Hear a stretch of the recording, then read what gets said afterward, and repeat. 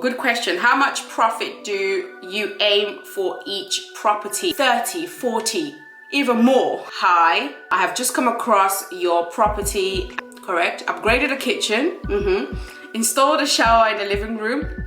We do that a lot. Also, how about the clause that the property should be returned the way it was given? What's good, V Hustlers? Welcome back to my channel. If you're new to my channel, I go by the name of B, hence the B and B Talks. B Hustlers, have you noticed a change below? Yes, we hit 2K subscribers. I can't believe it. I really didn't expect us to reach 2K subscribers so quickly. Before you know it, we will have 10K, 100K, and you know. But honestly, I am so grateful and so appreciative for your support and for you guys joining me on this journey of entrepreneurship. Each one of you B Hustlers who click that subscribe button, I hope you guys are hustling away, going out there and reaching your potential. And I hope you guys are gaining some value from my content that I create on here. So today's video is kind of like a celebration video because I decided to welcome one of you B Hustlers to join me on a video, a live IG Q&A, where you ask me anything, any question, whether it's with regards to rent, property investing, running and setting up a business, anything. So that's what today's video is. I hope you guys will enjoy it and take some value from the questions that will be asked. Also, in celebration, I have my coffee. Oh, that tastes really nice. Anyways, let's get straight into today's video. So I'm just going to start the live and invite Zuki, who is going to be joining me and asking me her questions. Yep. Whenever you're ready, Zuki, shoot with your first question. Can a rent-to-rent be done as a sole trader? What's the benefit of registering as a company?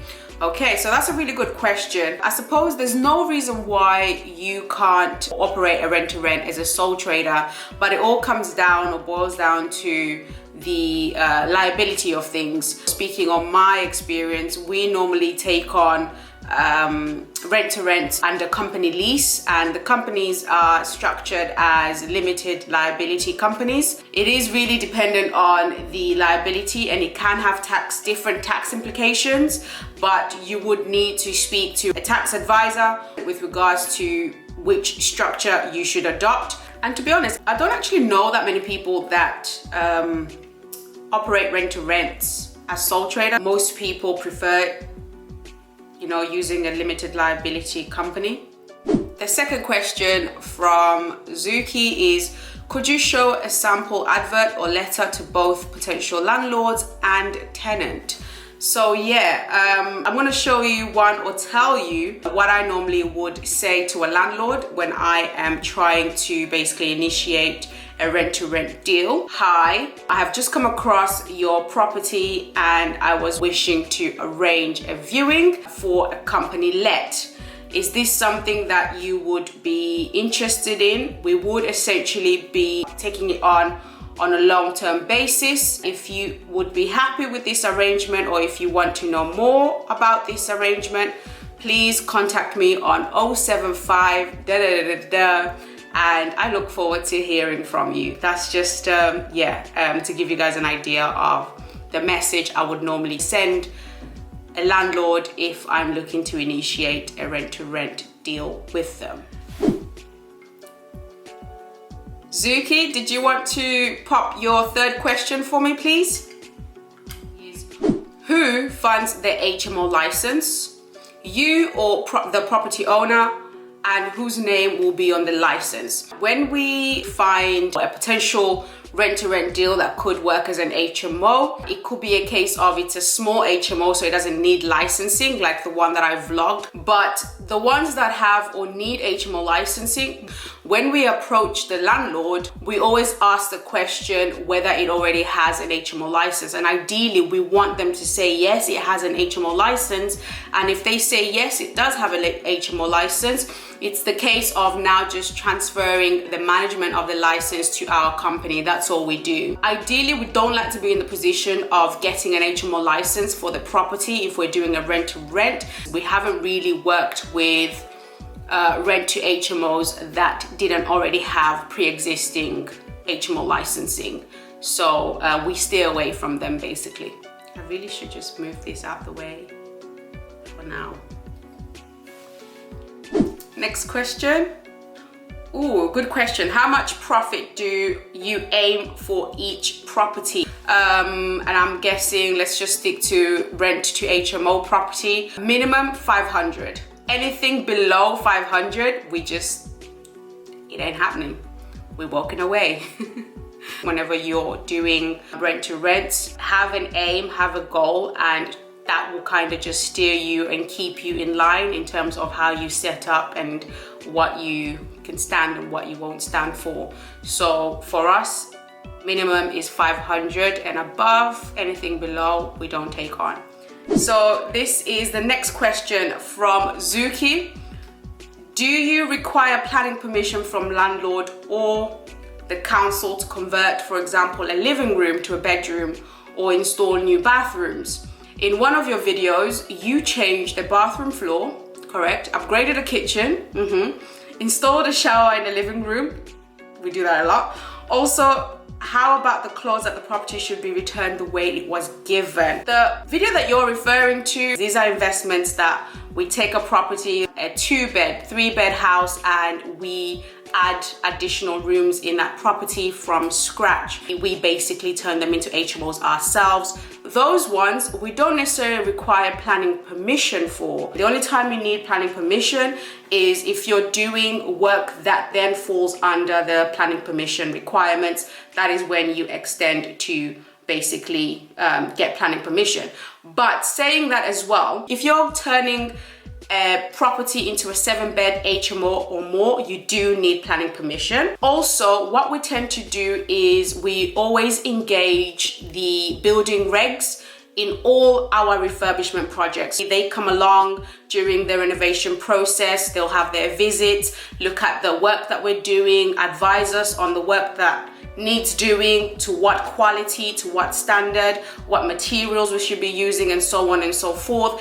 And at the end of it, they give us a certificate to certify that basically they were part of the renovation process. Now, when we're doing obviously the works on a HMO, yes, in those ones we definitely do need approval from the owner, of course, but for the most part they're quite happy for us to obviously upgrade the house, put in new doors, new flooring, and so on and so forth. So most of the time they themselves are happy for us to walk away as long as everything is in good condition and they take the property as it is, and sometimes they even end up operating it as an HMO. So yeah.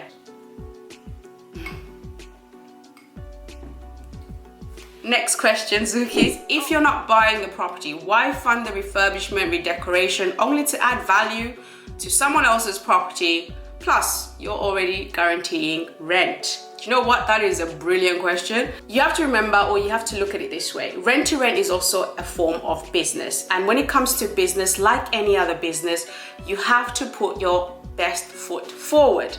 And for us, the way we look at it is we want our end users to have obviously a good experience with us as a business. That's the first thing. Now, with the redecoration as well, we do have a budget when it comes to the rent to HMOs. To put it into perspective, when we're carrying out renovation for 3-bed house that we're turning into a 5-bed from scratch, that can cost between 30, 40, even more in renovation costs. When you compare it to a rent to rent that's gonna cost us 6K, takes less time, maybe a few weeks, and it's up and running and bringing in that cash flow. Whereas a project like the beginning to end process, you're waiting months, you're running out of money. Sometimes this happens, and I know some of you property people will agree. It's much better if you can also have, or at least the way we have structured our business is, we want to also be able to have those projects on the side running as they are, but we know that if we can set up rent to rent, those are able to operate in the background, bringing in and maintaining a good cash flow for us. And that's really the basis, and I hope I've answered that question. How do you handle your business while on holiday? I don't. Don't get me wrong, like I have to have my holidays now and again, you know. At this stage of the business, I'm not gonna lie, it's very hard, it's difficult, but essentially work comes along with me. And when I say work, I'm talking about my laptop. I take that laptop everywhere that I go. But when I'm on holiday, I do restrict the times I'm working. So for example, maybe I might work from 9 to about 12, and the rest of the day I just dedicate to my holiday. But in all honesty, at this stage of the business, it's very difficult, and I have to make the needed sacrifices now so that later on I can be the lady of leisure. How do you ensure your safety and that of your staff doing viewings with strangers, workmen, is basically maintained?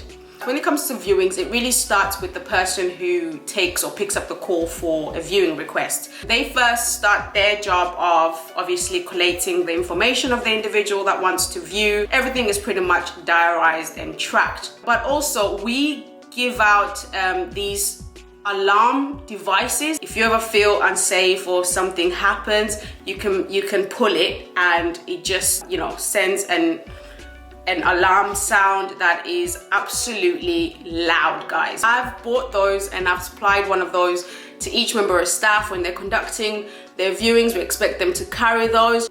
Because of the pandemic, I suppose I might as well also share what we have done, the measures that we have taken. In one of my videos, I did show that we have changed the layout of the office slightly to kind of just maintain the social distancing within the office. But also when we are conducting viewings, including myself, because I conduct them too, we have to have our masks, hand sanitizers on, and gloves, which we've been doing as well, just to kind of throw that in there and share with you how we've also been, of course, safeguarding during this time as well, which is very important. Next question, where and how are you networking? I haven't been doing much of networking, but what I have seen that's going on the web is obviously people have been hosting these Zoom conferences, Zoom events, and you know, I suppose that's how others have been able to network during this time. But for me, I haven't really done much of that during lockdown, during this pandemic, because I'll be honest, whilst we were in lockdown, myself and the team have actually been working in the background, improving our business systems, so the systems and softwares within our business. We've been working on our marketing material. You would have noticed in a previous vlog, I showed you guys some of the new marketing materials that we were working on during lockdown that we now have, and we're hoping to use in the near future to kind of just bring in that extra business. Recently, we changed our property management system to a new one that is much better, that will allow for our website to be able to sync with the system. Costs a little bit more, but these are the things that I've been working on in the background, so I haven't really had the time to basically network. Next question is, would you sometime kindly do a vlog when you're moving in a tenant? If I can get somebody who's willing to do it, then absolutely I will vlog the process for you guys to see, the move-in process, but also beginning to end process whenever we're screening a prospective tenant for you guys to see. This question from Zuki is, how do you benefit from offering social housing? Social housing is just another property strategy that's out there amongst many. The difference is you're housing vulnerable people. It really is a really good long-term strategy for guaranteeing you rent. However, I will be creating a separate video, obviously going into further detail about the social housing strategy, and really my intention is to show you guys the beginning to end process of how I set these up and the things that I have to have in place. I will do that in a separate video. So that is Zuki's final question. Zuki, I just want to say thank you for joining me on this live and throwing these amazing questions at me. Maybe some of these questions you were pondering as well. But yeah, I will shoot off now. Peace. Continue being hustlers. So, I've just ended the live Q&A with Zuki. I'll be doing more of these types of live Q&A with some of you hustlers. So if you're not already following me on my Instagram, go ahead and follow me on Instagram. If you have found this video somewhat insightful, please go ahead and give it a thumbs up. Also hit that subscribe button along with that notification bell so you're always notified when I upload a new video. Until next time guys, continue being hustlers.